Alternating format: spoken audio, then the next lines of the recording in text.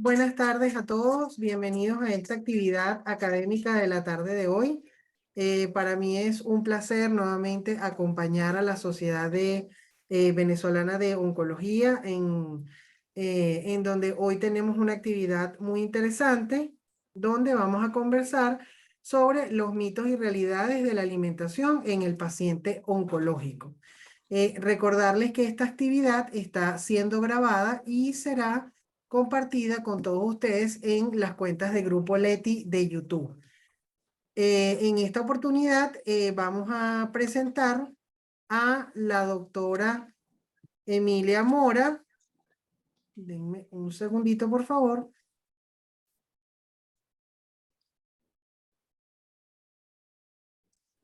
Denme un segundito que la computadora no me está atendiendo hoy. Muchas gracias por su paciencia. La doctora Emilia Mora es médico cirujano, egresado de la UCB, pediatra puericultor, egresado del Hospital Pérez Carreño, pediatra oncólogo, egresada del Hospital JM de los Ríos, especialista en servicios asistenciales de salud de la UCAP, médico accionista del Centro Médico de Caracas, jefe de Departamento de Pediatría del Centro Médico de Caracas y presidenta de la sección de Oncología Pediátrica de la Sociedad Venezolana de Oncología. Les recordamos, por favor, mantener sus equipos apagados y los micrófonos también apagados. Recordarles que la actividad será grabada y será colgada en Grupo Leti y esperemos que disfruten de esta actividad. Doctora Emilia, los micrófonos son suyos.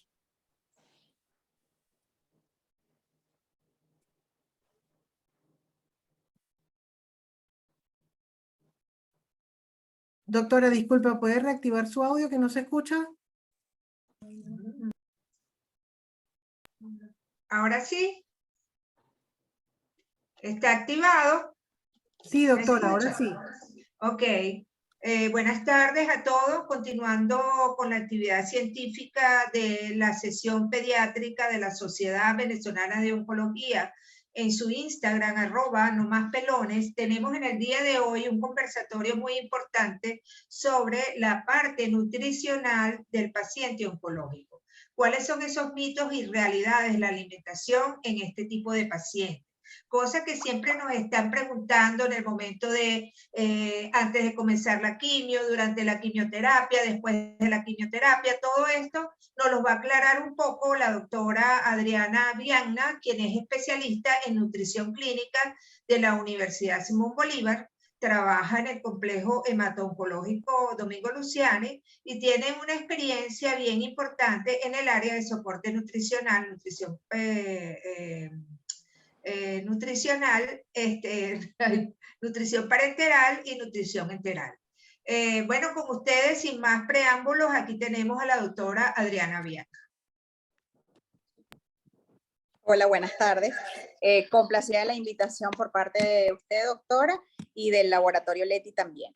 Bueno, es como usted lo dice. A ver.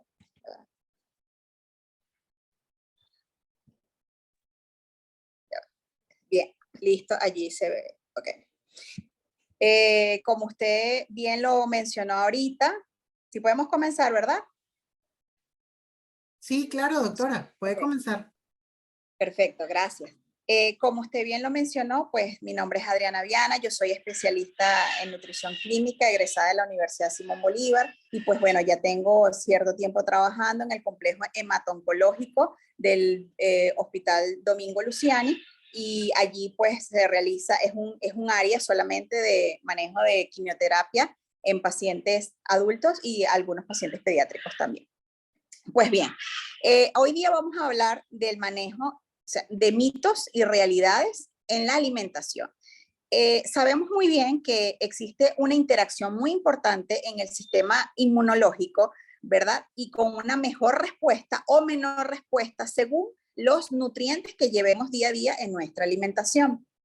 Es por ello que en estos pacientes la inmunonutrición, que es un tema, si se quiere, nuevo de una década, de un tiempo para acá, pues realmente es importante destacar. La inmunonutrición en ellos, ¿qué significa? O sea, podemos tener un déficit de ciertos nutrientes esenciales en el momento de un estrés metabólico. Y ese estrés metabólico generado por todas las células tumorales que se pueden estar activas en un paciente con un diagnóstico oncológico, ¿ok? Entonces, nosotros tenemos que garantizar a través de esa inmunidad, a través de esa inmunonutrición, ciertos nutrientes importantes que se han estudiado a través del tiempo y que bien sea los podemos garantizar a través de una suplementación, con unas fórmulas especializadas que ya vienen con ciertos componentes específicos adaptados para la población pediátrica y otros para los adultos, y también los podemos generar a través de los alimentos. Entonces, ¿cuál esto por mencionar? Algunos de los más destacados o los que normalmente se pudieran hablar que favorezcan más a un paciente oncológico. Bueno, está la vitamina A, que se encuentra, por ejemplo, en la zanahoria, está el omega 3, que lo podemos encontrar en el aceite de oliva, porque cabe destacar que los pacientes no todo el tiempo en una línea de tratamiento oncológico pueden consumir, por ejemplo, pescado. Eso tiene su indicación, pero luego más adelante se la voy a comunicar de una mejor manera. También existen otros oligoelementos que son esenciales también para el desarrollo celular adecuado. ¿Y por qué hablo de esto? Porque todos ellos van a generar una mayor estabilidad a nivel de las células, okay, a nivel de la bicapa lipídica de la célula, porque normalmente existe como que un déficit de biodisponibilidad de estos nutrientes en los pacientes. Eso está demostrado. Entonces, esa inestabilidad celular va a generar incluso genera mayor proliferación y cambios metabólicos y cambios celulares genéticos. Esos cambios celulares constantes lo que van a desencadenar es en mayor angiogénesis y desarrollo de la metástasis, que es lo que no queremos.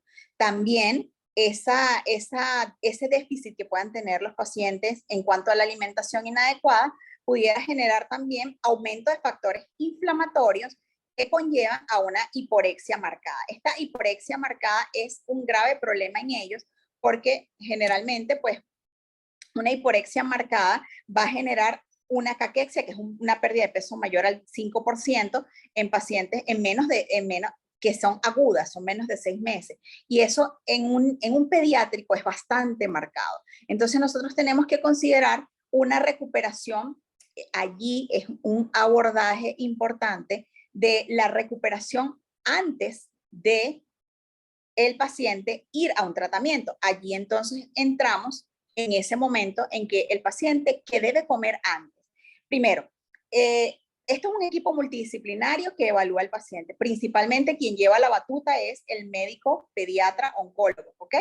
Y somos referidos a las especialidades de apoyo, como por ejemplo la nutrición clínica, para poder rescatar esa parte nutricional. Si bien es bien, ya es conocido que es una herramienta súper importante, preventiva en algún momento, pero también de rescate en el momento del paciente pediatra, en el momento de que el paciente va a recibir el tratamiento. Entonces, ¿qué debemos consumir justamente antes? Los pacientes deben de generar un aporte de mayor aumento de alimentos que tengan calorías, que sean altos en calorías y que sean adaptados al gusto del paciente pediátrico, porque no es lo mismo nunca un adulto a un paciente pediátrico, sobre todo los que son, los que tienen edades más cortas. Ya de repente un adolescente pudiera entender un poco más el manejo de su alimentación, incluso del tratamiento como tal, pero los niños tan pequeños no. Entonces, allí a veces los pacientes de repente cometen un grave error y es hacer dietas muy restrictivas, queriendo ser como que si son dietas de restricción, como las que normalmente, recuérdense que la nutrición es una ciencia, no es una opinión, y nosotros tomamos en cuenta, los pacientes normalmente toman en cuenta, es la opinión que les dice el vecino, que les dice el familiar, para que tengan una mayor recuperación, y no debe ser así. Yo entiendo que lo hacen con el mejor sentido de recuperación, pero pero debemos tomar en cuenta qué es lo importante. No tenemos que tenerle miedo en esa fase pre a ciertas grasas que son beneficiosas y que pueden mejorar el peso. Por ejemplo, el aguacate, los niños también. Hay un momento que nosotros podemos incluir meriendas de colocar yogur previo al tratamiento, o sea, consumo de yogur. ¿Por qué? Porque esto también va a generar que a nivel gastrointestinal nosotros tengamos una disminución de esa permeabilidad intestinal que produce también alteraciones de inmunidad y alteraciones gastrointestinales que son las más marcadas en los procesos de tratamientos quimioterapéuticos. Normalmente los síntomas que vienen siempre son a nivel de diarreas o estreñimiento, flatulencias, náuseas y vómitos, son los más, obviamente, los más destacados. Y nosotros tenemos que preservar antes de el tracto gastrointestinal y dar alimentos que sean nutritivos.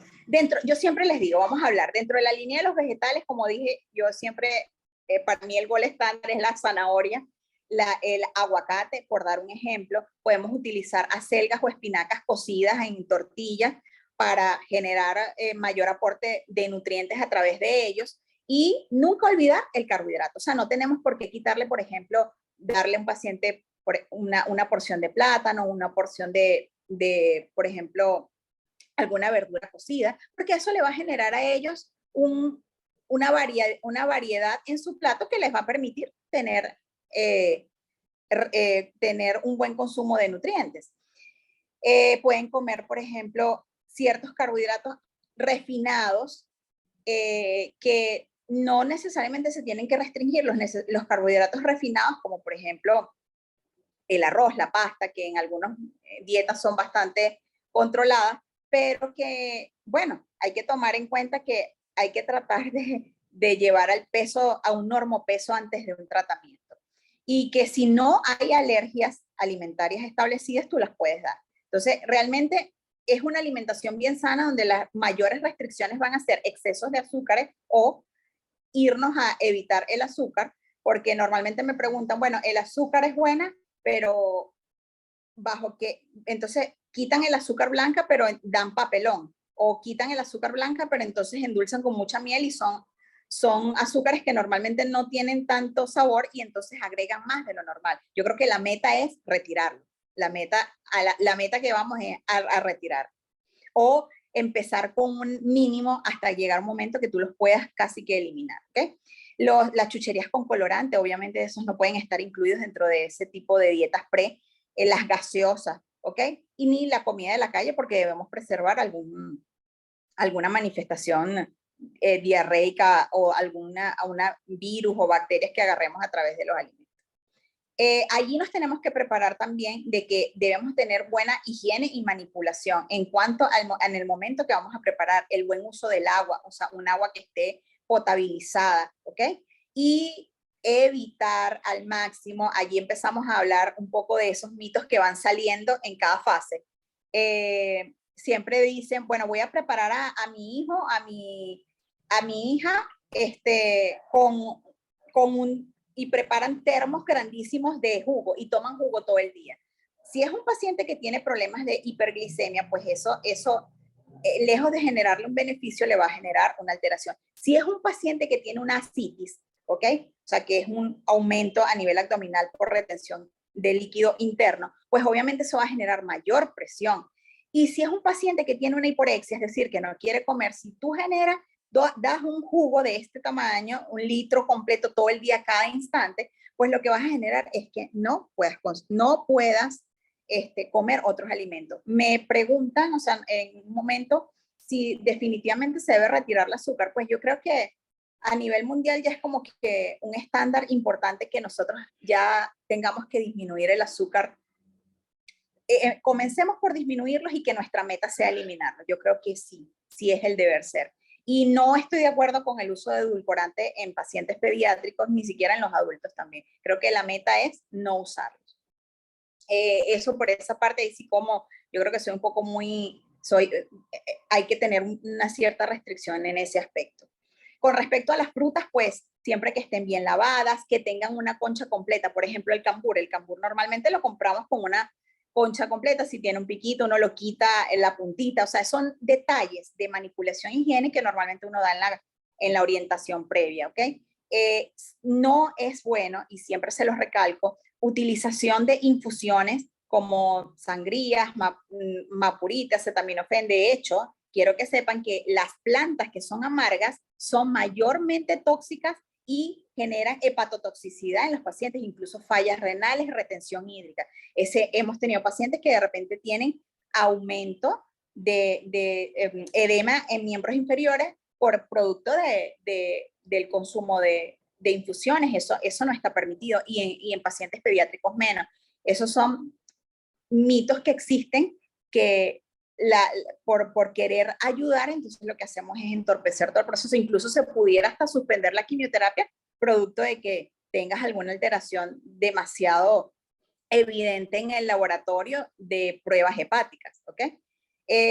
Durante el proceso de la quimioterapia, ahí voy a hacer un énfasis de paciencia. ¿Y por qué lo digo con esta palabra? Porque después que nosotros mantenemos una recuperación del paciente, tratamos de recuperar el peso antes, o por lo menos mantenerlo. Quiero que sepan algo. No, es muy difícil, ya una vez que empiezan el tratamiento, generar una recuperación demasiado extrema de peso. No es imposible, pero es bastante complicado. Por ello la fase previa es importante, para que tengan un mejor, el tratamiento tenga menor expresión en la manifestación de síntomas.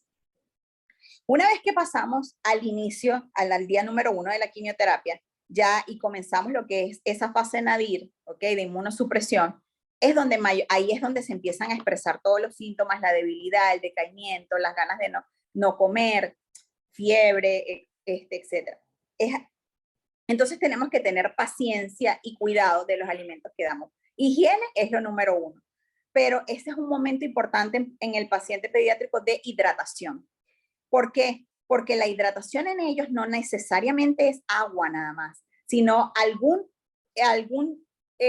suero indicado que tenga una carga de electrolitos y pueda recuperar esa pérdida que tienen a través de vómitos, de diarrea o deshidratación producto del mismo tratamiento que se están aplicando, pues. Entonces, consumir en pequeños volúmenes líquidos que sean muy frescos, ¿verdad? Los podemos incluso colocar en la nevera, granizarlos en pequeño volumen, de un sabor agradable para ellos, o sea, es decir, un jugo o una fruta que ellos les provoque más, que utilicemos las primeras horas del día como y tratar de incorporar algún alimento sólido suave, si es que él verdaderamente tiene el deseo de comerlos en ese momento. Un alimento sólido suave pudiera ser, por ejemplo, una papa, un puré de papa, una papilla de una fruta picadita o una fruta bien licuadita sin agua que se convierta como una papilla. O sea, esos son alimentos suaves que son frescos y que a ellos les va a provocar más. Entonces nos tenemos que agarrar de esa dieta como que un poco más licuada, más suave, más en pocos volúmenes, y que no esté tan aliñada. Porque a veces por complacer justamente en esos días, entonces las mamis preparan pasta con salsa, con mucho ajo, mucho comino, y justamente los olores le van a generar mayor rechazo. Entonces vamos a tratar de que sea lo más sencillo para después progresar a dietas que sean más acordes a ese momento. Esos síntomas va a llegar un momento que van a pasar, y al pasar nosotros vamos a incorporar en nuestra alimentación alimentos que nos permitan sentirnos con más energía, ¿ok? Y el otro punto de mito que va saliendo en este momento es el caldo de pata de pollo. El caldo de pata de pollo es otro mito, porque normalmente siempre lo hacen que duran todo el día dando, no solamente un día, sino varios días dando sopa de patas de pollo o caldos de sopa. Entonces, ¿qué pasa? Que ellos son hipocalóricos, no tienen densidad calórica, no tienen una alta capacidad, no tienen un alto volumen de nutrientes, y lo que hacen es que tú vayas a generar una pérdida de peso en el paciente. Y esa pérdida de peso es como que si le induces a una dieta por caldos. Esos caldos no son milagrosos, puesto que si estos caldos fueran milagrosos, en el momento de la quimioterapia, muchos pacientes los valores mejorarían instantáneamente. Lo que pasa es que hay que entender que la quimioterapia genera un proceso normal, y el proceso normal es que disminuyen ciertos valores porque hay una inmunosupresión, o sea, disminuye ciertos valores porque está generando en tu cuerpo un agente, un medicamento que es quimioterapéutico, que va en contra de células target, de células específicas, pero que también va en contra de células sanas. Y obviamente ciertos valores, y más en esa fase nadir, tienden a bajar. Pero ¿qué pasa? Ellos vuelven a recuperarse ya a la semana y media, vuelves a recuperar nuevamente mejora todos esos patrones que estaban disminuidos, y al mejorar todos esos patrones, pues ahí mejoras un poco el ánimo, mejoras la fuerza corporal, mejoras las ganas de comer, y podemos incorporar, allí aprovechamos para incorporar otros alimentos. Creo que me preguntaron algo del agua de coco como hidratación. Sí, pudiera ser, pudieras hidratar también, pero siempre que no, la hidratación normal del día a día es agua, pero si existe vómitos acentuados, ¿ok? Durante todo el día, si existe evacuaciones diarreicas abundantes, es necesario, y sobre todo en un paciente pediátrico, dar suero oral en pequeñas tomas varias veces al día para mantenerlo hidratado, porque existen pérdidas de electrolitos que los debilitan. ¿Ok? Eso sí es importante destacar. Hay otra, luego en esta fase, si se puede, me preguntan también sobre, bueno, no suero, pero sí bebidas deportivas. ¿Qué pasa con las bebidas deportivas? Las bebidas deportivas tienen un alto nivel de sodio, o sea que no en todos los pacientes se puede usar, porque precisamente tienen altos niveles de sodio para que tú generes más sed y te puedas recuperar más rápido. ¿Ok? Entonces, bueno, no es una alternativa que está totalmente errada, pero no la podemos usar de manera indiscriminada, y también tenemos que ver en qué pacientes lo usamos. ¿Okay? Pues si es un paciente que tiene una patología de base renal, pues bueno, podemos usar más bien otras alternativas, más bien un suero indicado pediátrico como tal. ¿Okay? Posterior a esa fase, Nadir, como yo lo dije, que viene una recuperación y tienes un deseo de comer otras cosas, ahí aprovechamos de incorporar, según el gusto del paciente, alimentos que le permitan, primero, bueno, ser feliz en un momento que ya se siente mejor, comer con mayor ánimo, si no hay mucositis, ¿ok? Que son asticas, o sea, que puedas lastimar la boca por dentro, puedes comer cosas, si existe la presencia de mucositis, pues puedes comer cosas muy suaves a temperatura ambiente, que no, incluso si es muy pronunciada, que no tengan sal, para que no te pique la boca, ¿ok? Pero si no, bueno, pues puedes comer con normalidad para que te puedas recuperar. Todavía, en toda esta fase posterior a la primera semana de tratamiento, obviamente no pueden consumir pescado porque todavía tienen, no se permite. No es porque el pescado en sí, siempre lo digo y lo recalco, no sea un mal alimento, sino que en ese momento, pues, por todos los valores hematológicos que existen alterados y bajos, pues no se puede. Hay ciertos estudios que me ha comentado la doctora, bueno, que es de vitaminas, del uso de vitaminas posterior. Bueno, las vitaminas están indicadas si existe un déficit evidenciado, ¿ok? En signos, en laboratorio, en síntomas y en laboratorio como tal. Por ejemplo, si hay un síndrome anémico muy severo, aparte de transfusiones, tú puedes indicar hierro, ¿ok? Pero debemos de tomar en consideración que la principal fuente sea a través de los alimentos. No estoy diciendo que no. ¿Por qué? Porque no estoy diciendo netamente que no. Porque sí es importante que si existe un déficit, sí tienes que suplementar. Por ejemplo, casi siempre los estimulantes de apetito pediátricos son toda la línea del complejo B, ¿ok? Tiamina, y eso significa que hay déficit de ellos. Y normalmente esos suplementos pediátricos, en su principal componente son ellos. Entonces, puedes indicarlo en un momento que el paciente se evidencie que existe un déficit, ¿ok? Si no, bueno, corriges pues realmente con la alimentación. ¿Cuál es la alimentación? La alimentación del día a día, siempre como lo dije al principio, evitando aditivos con mucho colorante, chuchería, chocolate, con lo del pescado. O sea, ¿qué pasa? El pescado y los lácteos, que son dos cosas que siempre me preguntan. El pescado, realmente, los mariscos, ¿okay? No se pueden comer en toda la línea de tratamiento porque son muy alergénicos, es por ello. Y obviamente ahí hay alteraciones del sistema inmunológico que podemos despertar una alergia de manera innecesaria. Y lo que hacemos es prevenir, ¿ok? Ahora, otro tipo de pescado, como por ejemplo filetes blancos de pescado. Si los laboratorios están estables, si ya tiene varios ciclos de tratamiento y si no ha manifestado alergias, pudiera probar, porque hay pacientes que lo han hecho. Y yo he sido muy analítica en este aspecto, porque las guías americanas de alimentación en oncología, pues las recomienda en un momento determinado, ¿ok?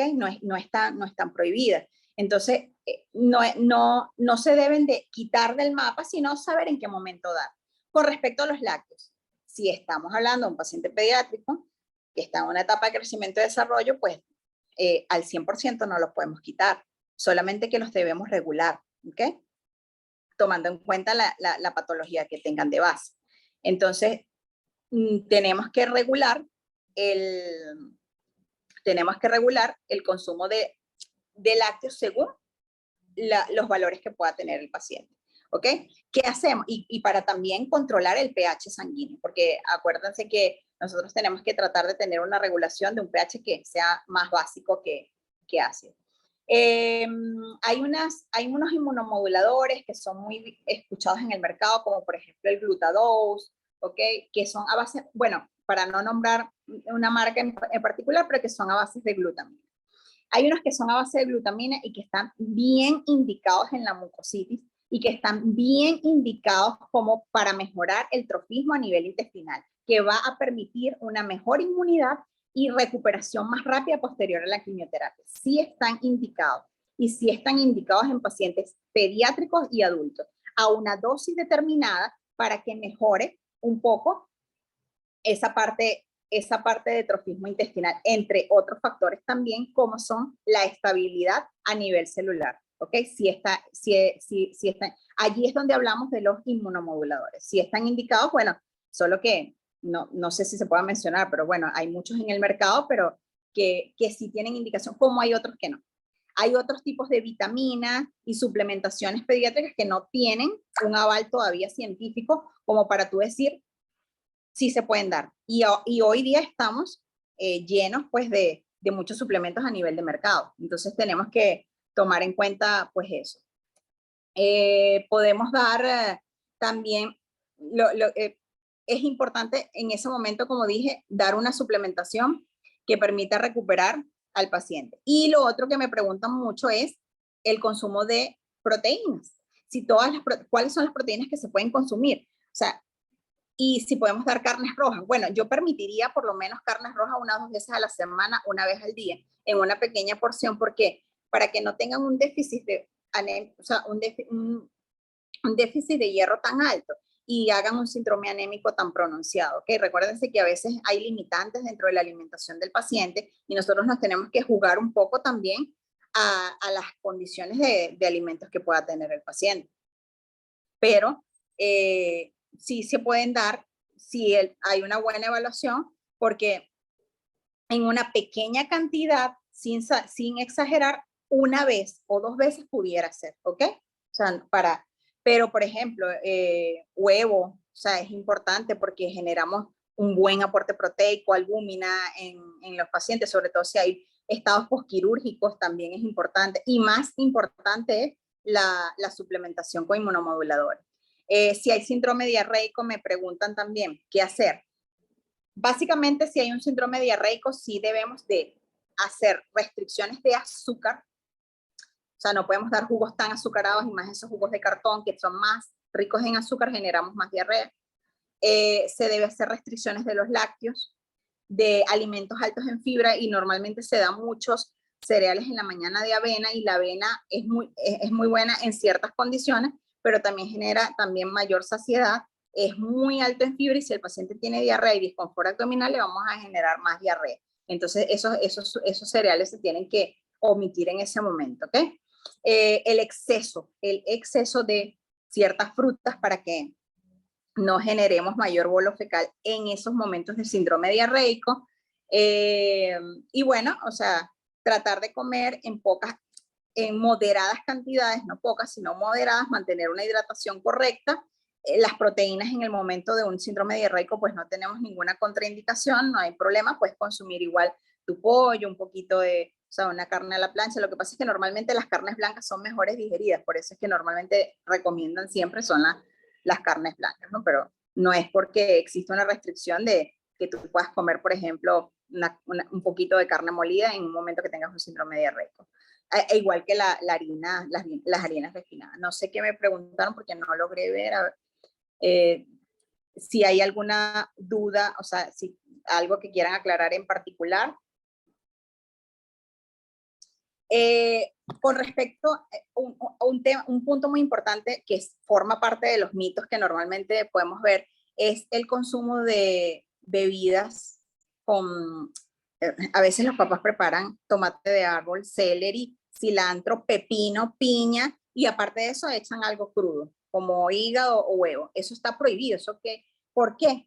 Porque eso lo que le va a generar es un disconfort al niño y le va a generar mayores gases, diarrea, y no es necesario. Si nosotros tenemos un alimento que es rico en vitamina C, por ejemplo la guayaba, es con que hagamos usemos solamente esa fruta, es suficiente, no tenemos que mezclarla con tantas cosas, porque sería innecesario, ¿ok?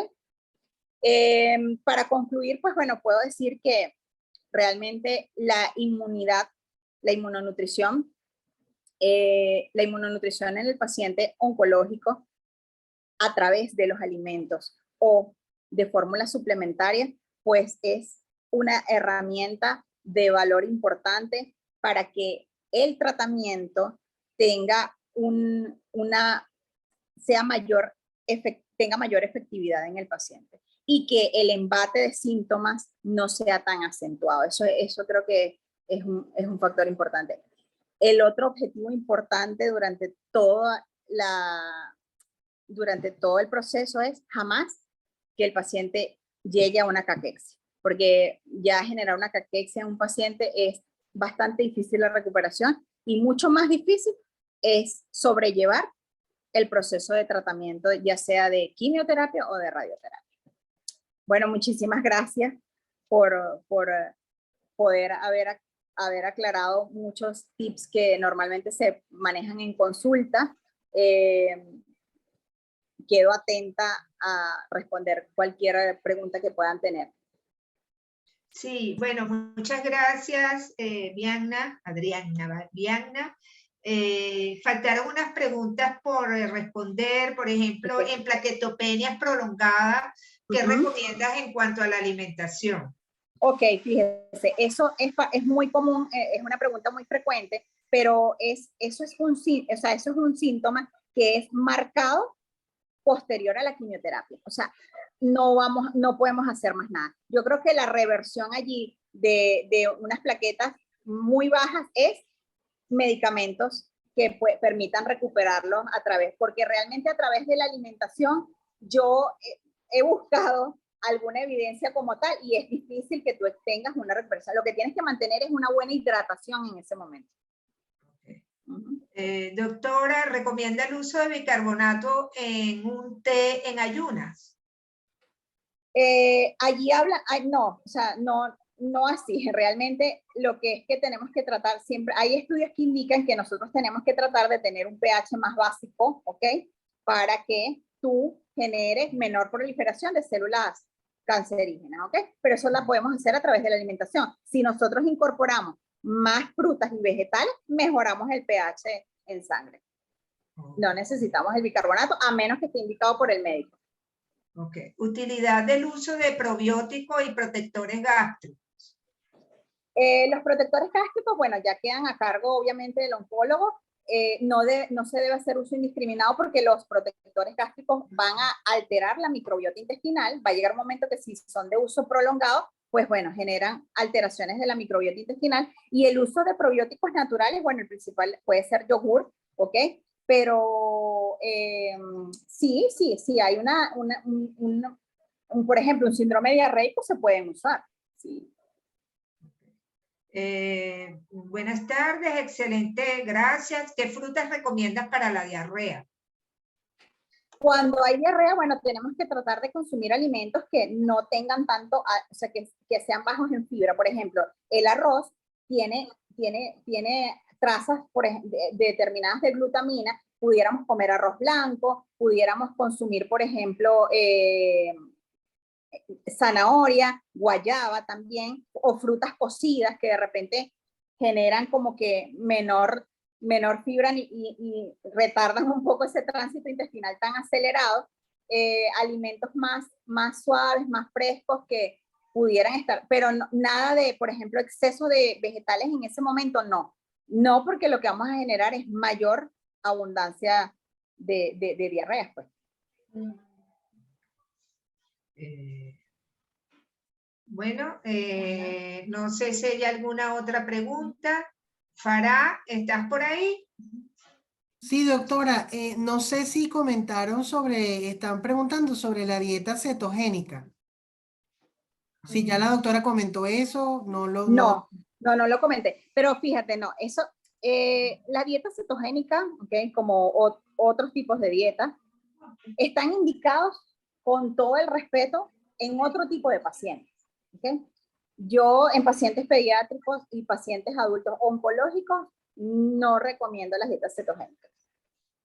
Tienen evidencia, sí, pero tal vez para un manejo de otros pacientes. Yo creo que estos son pacientes que manifiestan muchos síntomas y que uno tiene que tener un buen tacto en el manejo de ese tipo de dietas porque lo que podemos es como complicar al paciente más bien. Bueno, la verdad que es bien interesante todos estos temas, claro, quedan muchas cosas porque cada día más aparecen nuevas evidencias. Por ejemplo, estuve leyendo que el omega 3 en plaquetopenias prolongadas podía acentuar las plaquetopenias, o sea, entonces hay cosas que uno, bueno, estos temas son súper interesantes. De verdad que sí. De verdad que muchas gracias por toda esta colaboración para estos pacientes oncológicos. Es importante que todos tomen en cuenta todas tus recomendaciones y bueno, si quieres dar tu número de teléfono o tu página web para que se comuniquen contigo. Bueno, muchas gracias por la invitación, doctora. Mi número de teléfono es 0414-303-8780 y mi Instagram es Nutriclínica Piso VA con B pequeña. Bueno, estoy atenta, bueno, a través de usted también me pueden contactar porque en algún momento pues estuvimos trabajando juntas y bueno, muy agradecidas por la invitación. Ok. Bueno, Farah, gracias al Grupo Lete. Te dejo con el cierre de la actividad. No, muchas gracias, de verdad estuvo súper interesante. Nuevamente, pues estamos muy contentos de poder apoyar estas actividades académicas. Recordarles que esta actividad está siendo grabada y será compartida por el canal de YouTube. Y me parece que hemos tenido una audiencia muy interesante, sobre todo hay mucha requerimiento en cuanto a la información. ¿Sería viable, doctora, volver a hacer algo en este Claro que estilo, sí. hablando de nutrición? Porque evidentemente hay bastante información que dar. Así Claro que que sí. muchas gracias a todas por la participación. Felicitaciones. Gracias. Hasta luego. Feliz tarde. Chao. Feliz tarde.